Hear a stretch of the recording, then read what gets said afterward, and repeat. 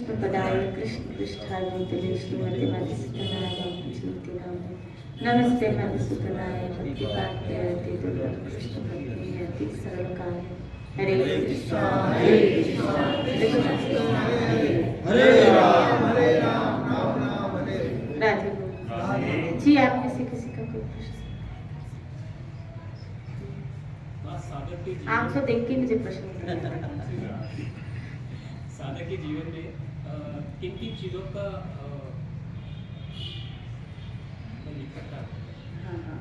संयम होना चाहिए?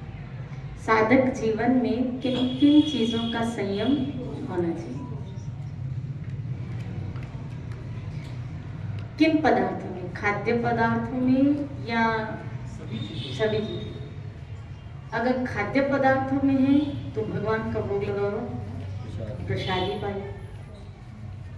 अगर सिद्धांत की बात है तो जो गुरु महाराज ने रेखाएं दी हैं उसी के अंदर रह के हमको अपने साधना करनी है। जैसे 4 नियम बताए गए। और विशेष बात जो ध्यान रखने की है, विशेष बात जो ध्यान रखने की है भजन मार्ग में या जिस साधक को, वो है वैष्णव अपराध से, नाम अपराध से। कि आपका जीवन, यहाँ तक कि शास्त्रों में ऐसे बताया गया है, जो अपराध रहित होकर एक बार भी जब भजन करता है, एक बार भी भगवान का नाम लेता है, वो तुरंत पापों से मुक्त हो। इतनी नाम की महिमा बताई गई। बोला कैसे मुक्त हो जाता है? बोला जैसे जब सिंह दहाड़ करता है तो छोटे छोटे पशु डरकर भाग जाते हैं, इसी तरह एक बार भगवान नाम का बिना किसी अपराध के उच्चारण करने से सारे पाप ऐसे भस्मीभूत हो जाते हैं।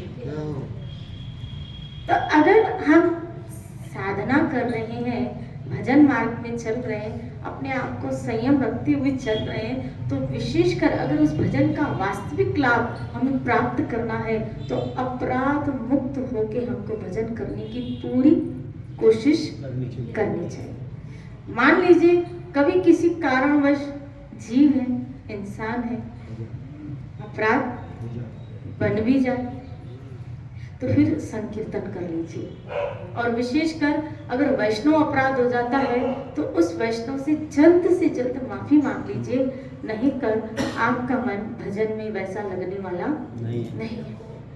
क्योंकि अपराध आपके भजन के भाव को, आपके भजन की क्वालिटी को भी डाउन कर देता है। क्वांटिटी भले उतनी होगी, क्वांटिटी हो सकता है उतनी हो, लेकिन क्वालिटी चली जाएगी।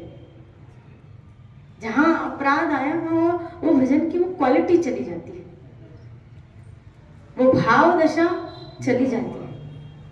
इसीलिए साधक को, और जो भगवत गीता में 12वें अध्याय में श्री कृष्ण समझा रहे कि मुझे कैसे लोकप्रिय है, फिर हमें ऐसा बनने की, हम भजन में गाते हैं ना, मैं ऐसी बन जाऊं जो तेरी। हम सत्संग में यही तो सुनते हैं कि भगवान को कैसे लोग पसंद है, और हम जिस मार्ग का चयन किए हुए, जिस मार्ग में लग पड़े, वो किसको भाने के लिए लग पड़े? ईश्वर को ही तो पाने के लिए लग पड़े हो कि हम ऐसा ऐसा करें कि ठाकुर को रिझा पाए। और ये रिझावर ठाकुर है, जल्दी रिझ जाता है। जैसे कोई जीव अपने आप को सत्संग के द्वारा अपने चित्त को सुंदर करता जाता है, ठाकुर जी तुरंत उसके चित्त के ऊपर, चित्त के अंदर विराजित होने के लिए ललायत रहते हैं। इसीलिए विशेषकर साधन मार्ग में, भजन मार्ग में, भक्ति के मार्ग में अपराधों से बचते हुए चलिए, तो आप तुरंत उन्नति करेंगे। और भजन में तो इसीलिए हमारे हमारे आचार्यों ने इसके बहुत सारा व्याख्या किया। आप देखिए बताया गया चैतन्य लीला में, अगर आपने कभी पढ़ी हो, चैतन्य चरितामृत में बताया गया कि महाप्रभु चैतन्य ने यह नित्यानंद जी की कृपा जगाई मदाई के ऊपर पड़ी। बोला क्यों पड़ी? क्यों पड़ी? इतने पाप करने वाले ब्राह्मण होके इतने पाप करते थे, फिर भी उनके ऊपर क्यों पड़ी? बोला इसलिए बड़ी। बोला क्यों? इन्होंने पाप तो किए थे लेकिन अपराध नहीं किए थे। पाप और अपराध में बड़ा फर्क है। शिराजे बोले इन्होंने कभी संत को सताया नहीं था अपने जीवन में, इन्होंने वैष्णव के प्रति अपराध, दारू पीना, मांसाहार करना, पाप तो बहुत किए थे, लेकिन अपराध नहीं किया था। तो इसीलिए महाप्रभु की कृपा, नित्यानंद जी की कृपा इनके ऊपर बरस गई और जल्दी हो गई। और देखो कैसे जल्दी हो गई कि पाप था तो उसका मार्जन हो गया और भजन में लग गए। लेकिन अगर अपराध होता ना तो बहुत मुश्किल हो जाती। श्री राधे बोलिए। पाप था, क्योंकि गीता में वो तो कृष्ण कह चुके ना, तुम बड़े से बड़े, देखो कहाँ अपराधी हो कहाँ पापी। पापी हो तो मैं तुम्हारे पाप को अपराधी नहीं। श्री राधे बोलिए। श्री राधे बोलिए। अपराधी नहीं। आप जानबूझ के, इसीलिए आपको अपराध की व्याख्या ना तो बताया गया, नाम अपराध, वैष्णव अपराध, ये बताया गया, ये है अपराध। इसको पढ़ो, रोज पढ़ा करो कि ये अपराध हमसे होने नहीं चाहिए। और अगर ये हो रहे हैं तो फिर भक्ति के मार्ग में, भजन के मार्ग में, आध्यात्मिक मार्ग में, भाव के, प्रेम के उच्च मार्ग में फिर थोड़ी उन्नति कठिन हो जाती है।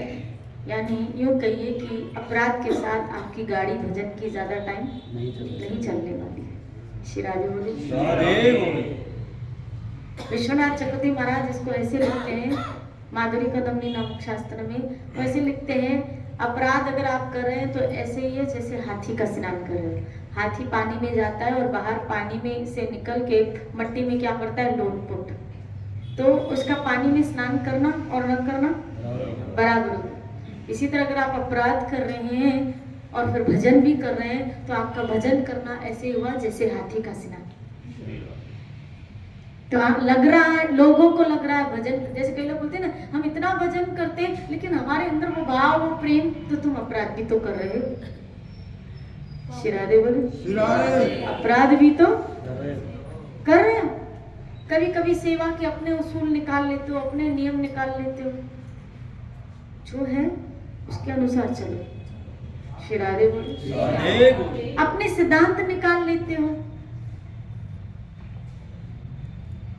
माला करते हो, मोबाइल देख देख के करते हो, भजन कर रहे हो देख देख के, टीवी देख देख के, अपने सिद्धांत, अपने उसूल निकाल लेते हो, तो कहाँ प्रगति होगी, कहाँ उन्नति होगी, बताओ।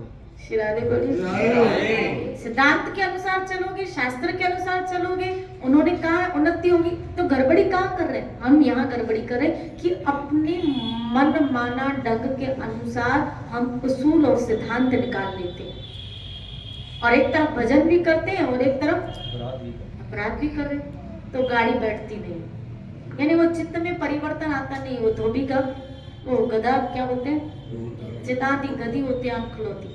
गधा जहाँ से चला था वहीं आके रुका हुआ। उसको लग रहा है जैसे नहीं कोलू का बैल होता है, गांव में होता है ना कोलू, वो घूमता रहता है, घूमता रहता है, घूमता रहता है, और उसको लगता है मैं बहुत दूर निकल गया, लेकिन पता चलता है वो वहीं का। ऐसे हमें लगता है हम भक्ति में बहुत आगे निकल गए, भजन बहुत कर रहे हैं, बहुत कर रहे हैं, बहुत कर रहे हैं, लेकिन पता चला वहीं के वही। काउंटिंग बढ़ती जाती है, हमारी मालाओं की काउंटिंग बढ़ती जाती है, लेकिन लेवल भजन का बढ़ा नहीं, उन्नति हुई नहीं है। काउंटिंग तो बढ़ गई, ये दाने टक टक टक टक। श्री राधे बोलिए। नीचे तो हो रहे हैं हमारे। श्री राधे बोलिए। नीचे तो हो रहे हैं और हमारा मन खुश भी हो रहा है, हम खुश भी हो रहे हैं, लेकिन वो लेवल नहीं मिला है। इसका कारण ये भी है कि हम अपनी सनक के अनुसार अभी भजन कर रहे हैं। जो भजन की स्टैंडर्ड बताया गया ना, उस स्टैंडर्ड के अनुसार करोगे तो बात बनेगी। वो स्टैंडर्ड रखो, वो स्टैंडर्ड रखो। श्री राधे बोले जी। इसीलिए इन चीज़ों का थोड़ा भजन करते समय क्या रखनी चाहिए, ध्यान रखना चाहिए, सावधान रहना चाहिए, ताकि जो मेहनत हम अपने ऊपर कर रहे हैं, इस चित्त के ऊपर कर रहे हैं, वो जल्दी उसका रिजल्ट आ सके, शीघ्र से शीघ्र उसका रिजल्ट आ सके। श्री राधे जी बोलिए। और कोई प्रश्न? हाँ हाँ ईश्वर की दया क्या प्रारब्ध नहीं काट सकती? हाँ, ईश्वर की दया प्रारब्ध काटती है तभी संत का मिलन होता है, और संत का मिलन होता है तभी भजन मिलता है, और जब भजन मिलता है तो वही प्रारब्ध को काटता हुआ चलता है। ते संत कृष्ण की कृपा ही होती है जब संत का जब संत हो जाए। श्री राधे बोले, ईश्वर कृपा के बिना कहाँ संत का चैतन्य चरितामृत का श्लोक, ब्रह्मांड ब्रह्मत्य लोके कौन भाग्यवान जी गुरु कृष्ण प्रसाद पाए। यहाँ प्रसाद करते कृपा, यानी कृष्ण कृपा पाई, क्या गुरु तुमको मिला, और गुरु की कृपा से क्या मिला, पायो भक्ति लता बीज, उनकी कृपा से भक्ति के बीज मिला, भजन का करने की प्रवृत्ति मिली, और वही हमारे प्रारब्ध को काटते हुए चलते हैं। आपने एक भक्त के बारे में बताया था कि उनको लास्ट में काफ़ी तकलीफ होती थी, तो ठाकुर जी उनकी तकलीफ दूर करने आए, तो उन्होंने कहा आप मेरे प्रारब्ध ही काट दीजिए, तो उन्होंने कहा मैं प्रारब्ध नहीं काट सकता, जबकि ठाकुर जी उनको प्रेम करते थे। तो मेरा वही माधव दास जी के चरित्र में, बाबा माधव दास जी के चरित्र में आया कि कुछ प्रारब्ध, जैसे कहते हो तीव्र प्रारब्ध होते हैं, एक हल्के प्रारब्ध होते हैं, वो आपके भजन से कट जाते हैं। कुछ तीव्र प्रारब्ध होते हैं जिनका कुछ अंश में हमको भोगना पड़ता है। जैसे कभी कभी मैं एक रियल घटना आपको सुनाती हूँ, जो मैंने किनसे सुनी थी, शायद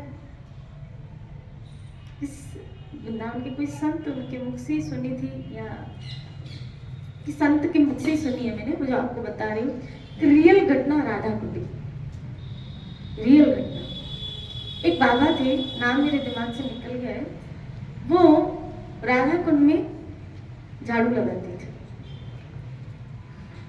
राधा कुंड की सफाई करते थे, और उनको ये झाड़ू लगाने की सेवा थी, और बड़े प्रसन्न चित्त रहते थे और भजन करते रहते थे, मस्त रहते थे, मस्त रहते। एक बार उस बाबा ने क्या देखा, एक बहुत काला कलूटा व्यक्ति बहुत जर्जर अवस्था में उनके पास, उनके सामने आ रहा है। बाबा ने कहा कौन? बोला मैं तुम्हारा प्रारब्ध। प्रारब्ध?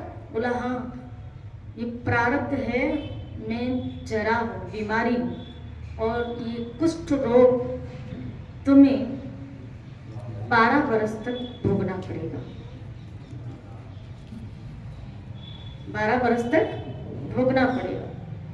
बाबा ने कहा 12 बरस कौन भोगे, मेरी सेवा रुक जाएगी, और मैं सेवा के बिना नहीं रह सकता। तो बोला मैं तुमको स्वीकार, मैं 12 बरस तक नहीं भोगूंगा। बोला बाबा प्रारब्ध को तो, बोला ये झाड़ू दिखा है, बोला ये राधा रानी का है, श्री राधे बोलिए। बाबा सफाई कर रहे थे, दूसरे दिन फिर वो प्रारब्ध है। बोला फिर आ गए तुम? बोला बाबा 12 बरस नहीं तो 12 महीने ही भोग दो।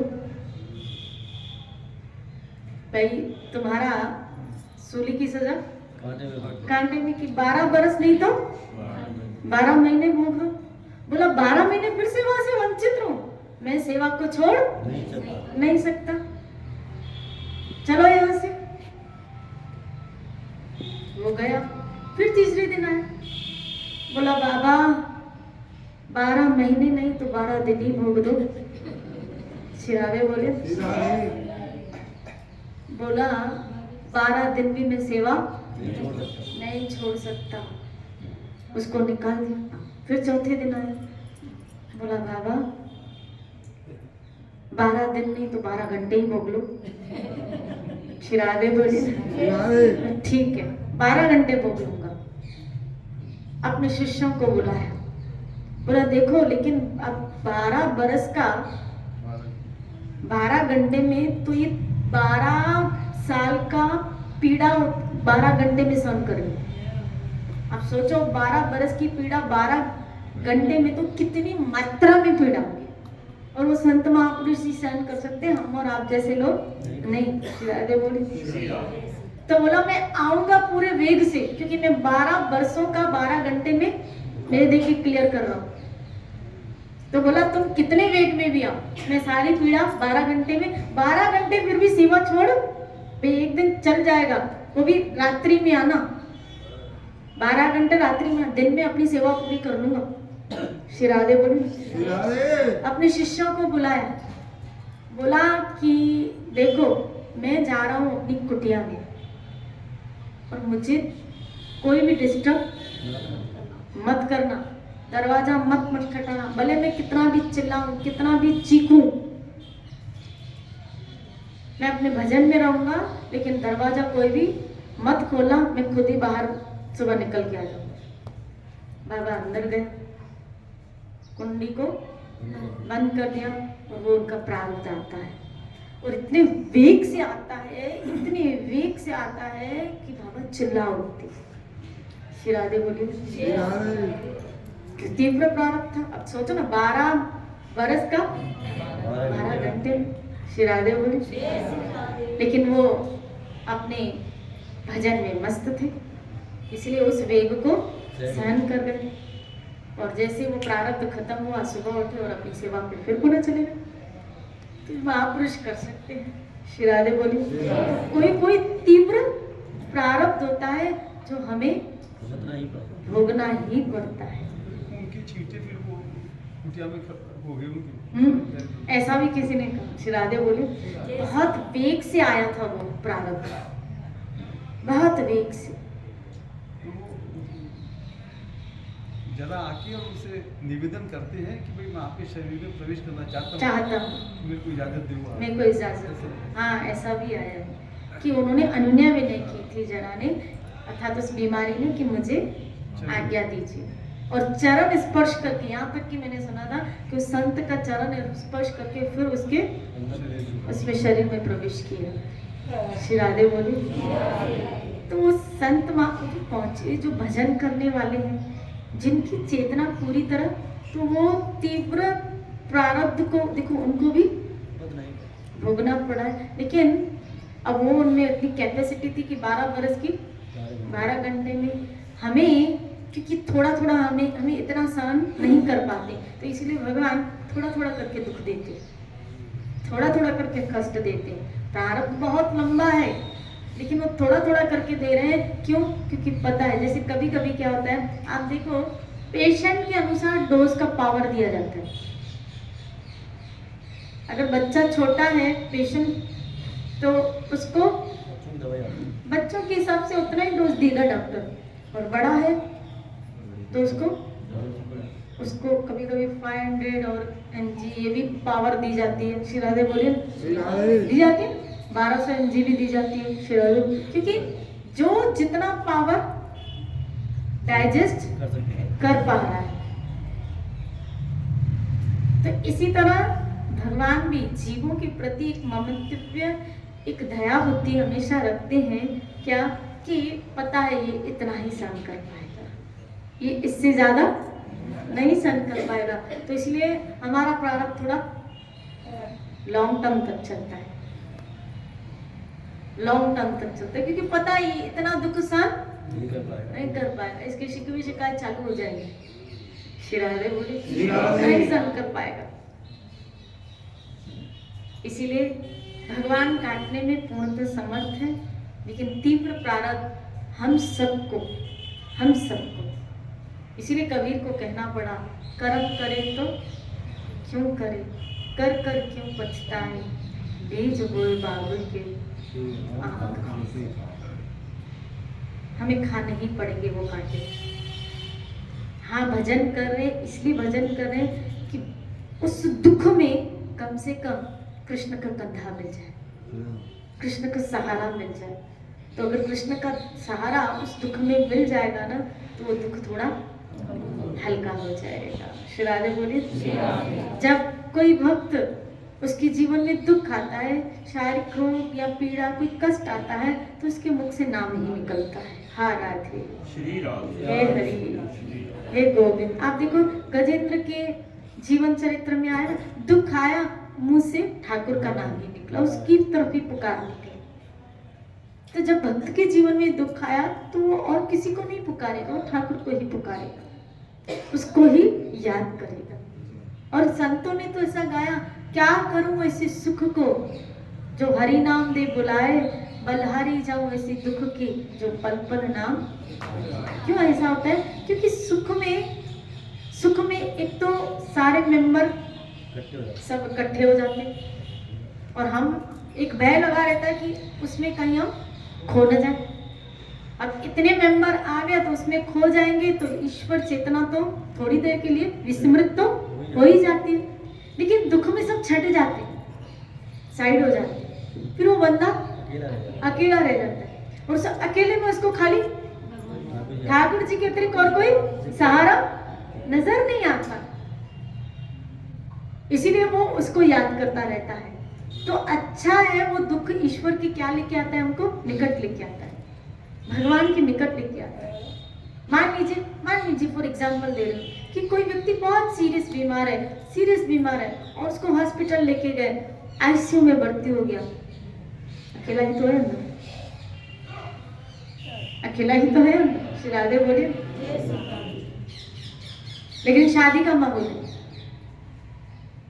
इधर भी गेस्ट आए, इधर भी गेस्ट आए, इधर भी मेहमान, इधर भी। अब उस वक्त उसको भोग लगाना याद है? बोलो नहीं याद है।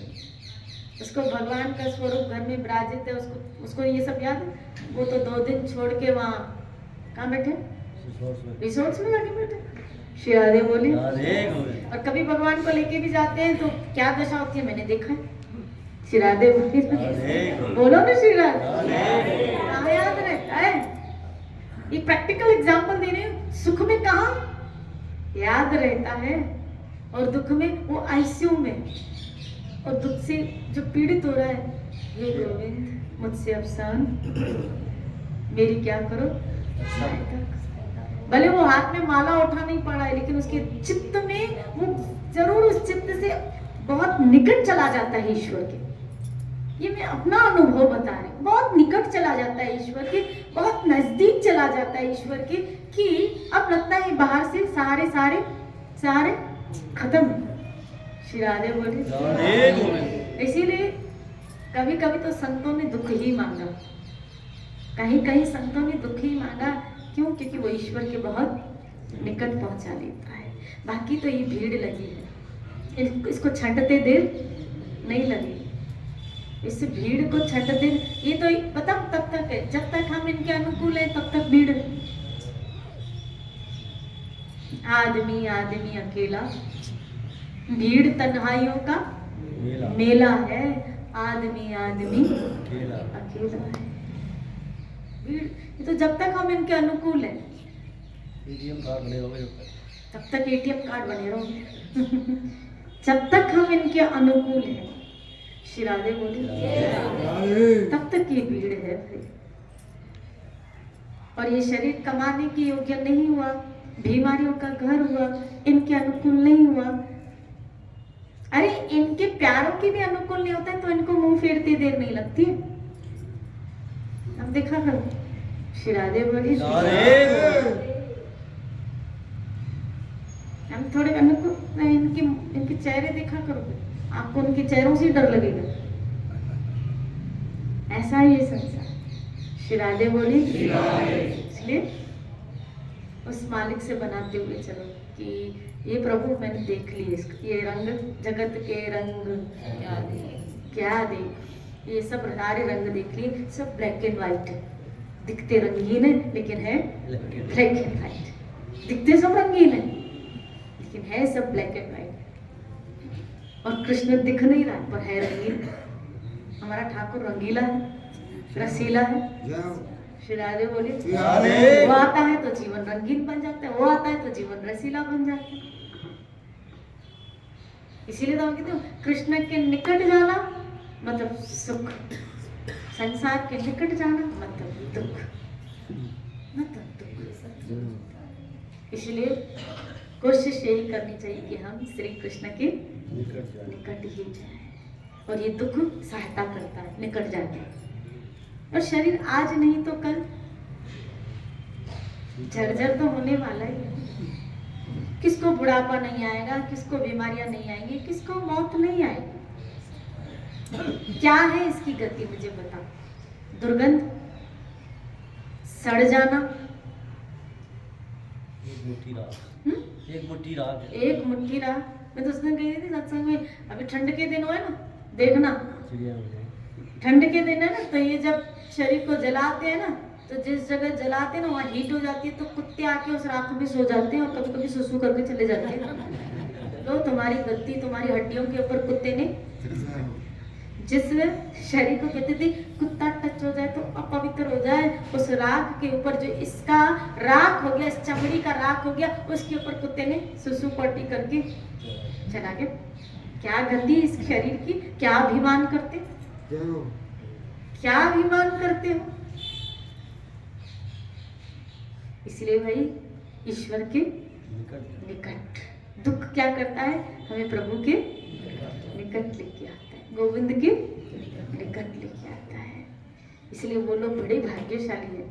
भले ये न के न प्रकरण, याद रखना कि भगवत कृपा होती है क्या, कि जब भगवान कोई सोर्स लगाता है अपने निकट आने का, चाहे फिर वो दुखी क्यों हो, चाहे फिर वो पीड़ा क्यों ना हो, चाहे फिर वो कष्ट क्यों ना हो, लेकिन अगर वो दुख आपको ईश्वर के निकट लेके आ रहा है तो बलहारी जाऊं ऐसी दुख की, जो पल पल नाम जपाए। शिरारे बोली। आपको देखो ना, दुख छंटाई कर देता है। दुख छटाई, लोगों की छटाई हो जाती है। जैसे नहीं छन्नी में अपन छानते हैं, सुपड़ा घुमाते हैं तो कचरा साइड हो जाता है, ऐसे दुख छटाई कर देता है, छट जाता है, छटाई हो जाती है। किसकी? दुख लोगों की छटाई कर देता है, छटाई कर देता है। श्री राधे बोलिए, छटाई कर देता है। तब हमको एहसास होता है जिन लोगों के पीछे हम उम्र भर भागते रहे, जिन लोगों के पीछे हम उम्र भर भागते रहे, अब तो मेरा कोई भी साथ नहीं दे रहा है, वो भाग गए और वो भाग गए। श्री राधे बोले, काश ये भाग दौड़ हमने श्री कृष्ण के पीछे, लगाई होती। गोविंद के पीछे लगाई। जो आज संसार के पीछे भाग रहे हैं वो समय पे भाग गए। काश इतना ठाकुर के पीछे भागते तो अभी तक तो ठाकुर सामने खड़ा होता, जय हो, जय हो। गोविंद सामने खड़ा होता। श्री राधे बोले, श्री राधे। अभी भी खड़ा है, भले दिख नहीं रहा है हमको, दिख भले ना रहा, लेकिन खड़ा तो है, खड़ा है। श्री राधे बोले, और जहां हम गिरते हैं वहां हमको फिर उठा लेता है, जहां हम गिरते हैं फिर हमको उठा लेता है। ये है कृष्ण की कृपा। इसलिए दुख से कभी घबराना मत, आपका सच्चा साथी श्री कृष्ण हमेशा हमारे साथ है, साथ है। चाहे फिर वो दुख का रूप कौन सा भी, कभी दुख का रूप बीमारी होता है, कभी दुख का रूप रिश्ते होते हैं, कभी दुख का रूप गरीबी होता है, कभी दुख का रूप, इसे नाना प्रकार है, उसकी वैरायटीज है। अब किसी भी रूप में आए, लेकिन अगर वो भगवान के निकट लेके जा रहे, देखो ना कौन थे राजा अंग, भागवत में आए, उसके दुख का रूप उसकी औलाद निकली, वेन, राजा वेन, उसका पुत्र वेन दुख का रूप निकला, और उस दुख ने उसको भगवान के निकट कर दिया। राजा अंग पूर्णतः भगवान की शरणागत हो गए कि ऐसी नालायक औलाद से तो अच्छा है मैं बेऔलाद होता, क्या मुझे नहीं चाहिए सब कुछ छोड़। अगर ऐसी औलाद न निकलती तो सब कुछ राज्य पाठ छोड़ने में कोई समर्थ होता? आज छोड़ के चले गए, आत्मदेव छोड़ के चले गए, अगर धुंधकारी ऐसा नालायक न निकलता तो छोड़ के जाते। कितना आसान होता है जब दुख आता है तो भगवान को शरणागत हो जाए। संसार को छोड़ना बहुत मुश्किल है, लेकिन ये तरीके भगवान अगर हमारे जीवन में आते हैं तो बहुत आसान होता है इनको त्याग करना, क्योंकि हम ऐसे भूत हैं। श्री राधे बोले, बोलते ना क्या, लातों के भूत। श्री राधे बोले, तो हम ऐसे भूत हैं कि क्या संसार की लातों से ही मानते हैं, बातों से कहाँ मानते हैं। बातें हमें कितनी सुनाते हैं, फिर भी हमारा मुंह उनकी तरफ तो चला ही जाता है। हम बातों से कहाँ मानते हैं, हमें वहां से लातें मिलती है, तब सोचते हैं क्या, चलो बाबा वृंदावन चलते हैं। श्री राधे बोलिए, राधे। चलो क्या सत्संग चलते हैं, क्या क्या मिली हमको, लाते मिली।